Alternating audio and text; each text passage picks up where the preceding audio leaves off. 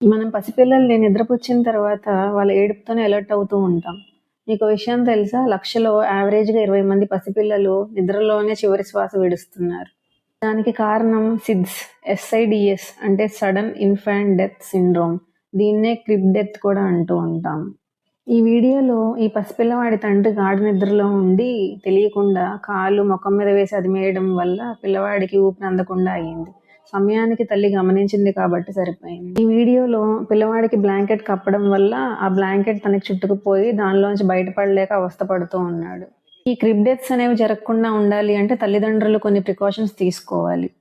పసిపిల్లలు ఎస్పెషల్లీ నవజాత శిశువులు ఉన్నప్పుడు తల్లిదండ్రులు కో స్లీపింగ్ అనేది అవాయిడ్ చేయడం బెటర్. ఒకే రూమ్‌లో పడుకోబెట్టుకోవచ్చు. బట్ ఒకే బెడ్ మీద కాదు. మొదటి 4-6 నెలల వరకు సెపరేట్‌గా ఉయ్యాల కానీ, క్రిబ్స్ కానీ అరేంజ్ చేసుకోండి.